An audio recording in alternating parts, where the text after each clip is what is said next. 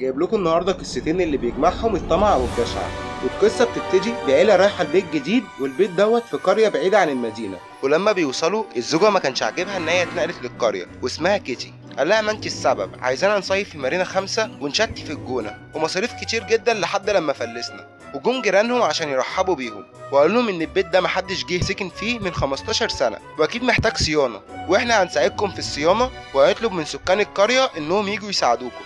وفعلا دخلوا اتفرجوا على البيت وكانوا مبسوطين ما عدا كيتي. وتاني يوم الجيران كلها جت وكانوا معاهم حيوانات أليفة، وكيتي استغربت من ده. وفعلا ابتدوا يساعدوهم في ترميم البيت وفي دهان البيت، وقضوا اليوم مع بعض. والجيران عملوا حفلة شوي، وفي 2 من الجيران سألوا كيتي لو عايزة تسألهم عن أي حاجة في القرية. قالت لهم إن هي مستغربة إن كلهم عندهم حيوانات أليفة، هو في سر ورا الموضوع دوت؟ بصوا لبعض وقالوا لها لا عادي، الحيوانات بتسلينا، مفيش سر ولا حاجه. وتاني يوم الصبح نزلت تجري، وهي في الغابه شافت جيرانها وهم داخلين الغابه، وواحده منهم بتقول انها جهزت القط بتاعها كويس جدا، يا رب يتقبل ويجي من وراه فلوس كتير جدا. هي سمعت سيره الفلوس جريت وراهم عشان تشوف في ايه. والست ديت حطت القط بتاعها على صخره، وبعدها حضرت السكينه وقتلته. وهي اتخضت وحسوا بيها، وقالت لهم انتوا بتعملوا كده ليه؟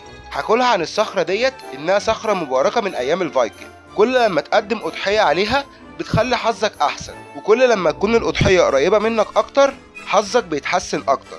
قالت لهم يعني لو بحب حاجة بحبها هكسب فلوس كتير؟ قالوا لها بالظبط.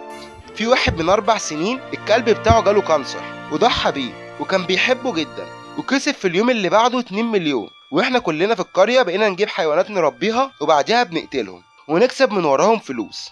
بس خدي بالك، لو الجشع تمكن منك وانت عارفه ان في صخره بتجيبلك فلوس، هتخليكي تتخلصي من ناس قريبه منك قوي في مقابل انك تحصلي على المال، فلازم تتحكمي في جشعك وفي نفسك.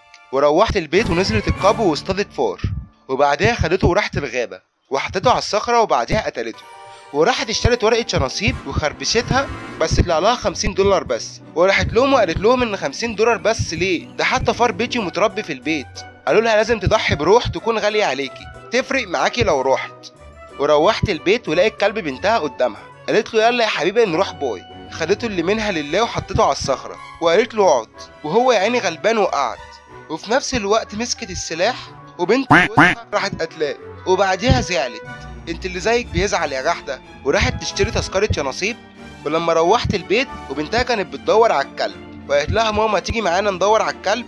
قالت لها ما تقلقيش يا حبيبتي هتلاقيه، هيروح فين يعني؟ انا تعبانه شويه وروح انتوا وانا هستناكوا. واول لما مشيوا شغلت التلفزيون وشافت السحب على اليانصيب، ولقت اول رقم صح وفرحت جدا، وتاني رقم صح، والتالت والرابع، واخر رقم طلع غلط، وكسبت مبلغ صغير. وراحت بعتيها على جيرانها وقالت لهم تضحكوا عليا بقى انا اقتل كلب العيله واكسب 3500 بس ليه؟ لاقينه في الشارع؟ قالوا لها بتحبيه؟ قالت لهم ده كلب العيله. قالوا لها يعني بتحبيه؟ قالت لهم مش قوي بس بنتي بتحبه قوي. قالوا لها لو بنتك هي اللي قتلته كنتوا بقيتوا اغنياء جدا، لازم التضحيه تكون حد بتحبيه جدا. وروحت البيت وقالت لجوزها انا عاوزاك في مشوار ضروري، تعالى نروح باي.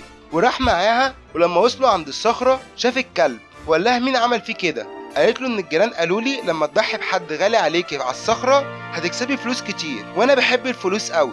قال لها حبيبتي انت كويسه؟ قالت له انت عارف ان انا بحبك صح ولا لا؟ ولسه بيقول لها صح، راحت حطها على الصخره وقعدت تقول له والله انا بحبك ما تزعلش مني. وبعديها بنتها جت وقالت لها ارجوكي ما تعمليش كده. ولسه بتتكلم معاها والدتها كانت هتقتل ابوها، وهي منعتها وتعاركوا مع بعض. وقالت لبنتها انت عارفه ان انا بحبك ولا لا؟ قالت لها لا، وراحت ضربها بصخره على دماغها ووقعت على الصخره المقدسه وماتت. ووالدها فاق وقام. وبنروح بعد الحادثه ب5 سنين، وصحفي رايح يقابل بنت عندها 21 سنه، سيده اعمال مليونيره اسمها فينيس هارتمان. ولما دخل يقابلها طلعت البنت الصغيره بنت الخنزيره، وسألها وقال لها انا عارف ان حصل لك حادثه من 5 سنين، والدتك اضطربت نفسيا وحاولت تتخلص منك وانت قتلتيها. قالت له صح الله يرحمها. وقال لها والدك بعدها بسنه اختفى. قالت له صح الله يرحمه، قصدي ربنا يعطرنا فيه. وبقت خنزيره زي والدتها وبتربي حيوانات عشان تعمل معاهم الجلاشه. تخلص القصه الاولى على كده. والقصة التانية بتبتدي برجل أعمال اسمه أدموند عامل حفلة في بيته مع الموظفين بتوعه، وبيحتفلوا بالانتهاء من علاج جديد كانوا شغالين عليه من 10 سنين وقدروا يخلصوه أخيرا. والعلاج دوت علاج اكتئاب ملوش آثار جانبية، والشركة بالعلاج دوت هتكون الأولى في صناعة الأدوية. وشكرهم كلهم وعزمهم جوه على الأكل، وهم قاعدين بياكلوا المساعدة بتاعته مارجريتا طلبت منه انهم يشوفوا العقار. قال لها اكيد طبعا، ودخل عشان يجيبه من الخزنة ودخل الرقم السري وفتح الخزنة ملقاش العقار، وراح لمسؤول الامن في البيت وقال له ان العقار اتسرق وخلاه يشوف لو في حد دخل او خرج النهارده. قال له مفيش غير المدعوين اللي عندك جوه، وفهم ان حد فيهم هو اللي سرق العقار، وخرج وقال لهم ان العقار اتسرق.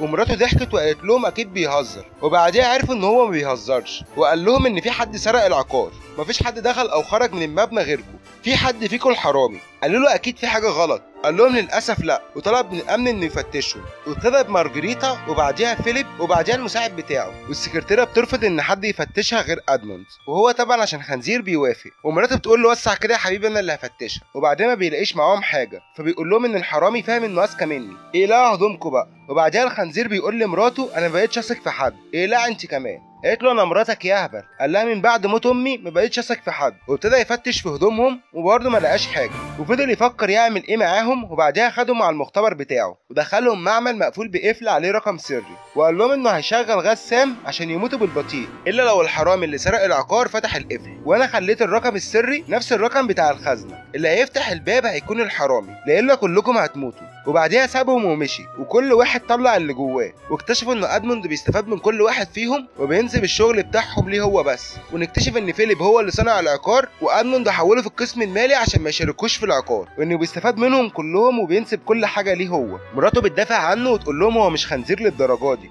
السكرتيره قالت لها انه اصلا بينسى عيد ميلادك ومش بيحبك، وان الهدايا اللي بيجيبها لك مارجريتا هي اللي بتجيبها وانت بالنسبه له ولا حاجه. وبعدها ادموند بيجي يقول لهم فكروا بسرعه وزود نسبه الغاز السام. والسكرتيره فكرت في فكره ان تدي كل واحد ورقه ويكتب فيها الرقم السري، وكلهم يخرجوا من غير ما حد يعرف مين فيهم الحرامي، لان الورق مش هيبقى باين مين اللي كاتبه. بس هما ابتدوا يتخانقوا وكانوا هيموتوا، ومراته مستغربه من اللي هو بيعمله وان هو ما بيحبش غير نفسه، خنزير بما تحمله الكلمه من معنى. وبعدها السكرتيره بتاعته فتحت الباب وطلعت هي اللي سرقاه. ولما خرجوا سالها عن العقار، قالت له ان هي اتخلصت منه ورمته عشان في شركه منافسه ليه دفعت لها فلوس وتقدر هي تعمل عقار مشابه ليه. قال لها ان انا هقدر اعمل عقار جديد قبلهم، ومرضاش يبلغ عنها ومشاها. قالت له هي ماشيه ان مراتك عمرها ما هتسامحك انك حاولت تقتلها. قال لها هضحك عليها زي اي راجل ما بيعمل وهرجعها تاني تحبني.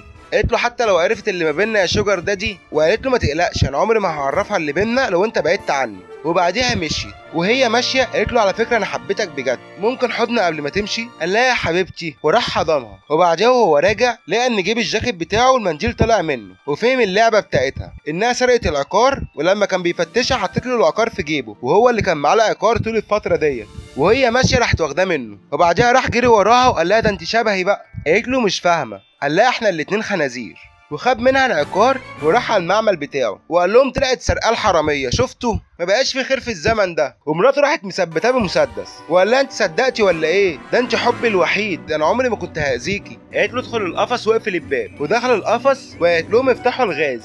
ومارجريتا بكل الحب راحت فتحته وقالت له بص يا حبيبي انا عارفه انك بتحبني بجد، عشان كده غيرت الرقم السري وعملته بتاريخ عيد ميلادي، هما 8 ارقام بالتاريخ عيد الميلاد، اكتبهم واطلع. وهنا الشيطان سقف وقال لها يا دين النبي ايه الحلاوه دي. وبعدها فضل يكتبه غلط كذا مره وركب المرجحه ومات. وبتخلص القصه التانيه على كده. وفي رساله في الاخر عايز اقولها، اوعى تنسى عيد ميلاد مراتك او خطيبتك عشان ما تقعش في موقف زي ده. لو قصه المسلسل عجبتك انزل اعمل اشتراك ولايك عشان يدعمنا نستمر. سلام.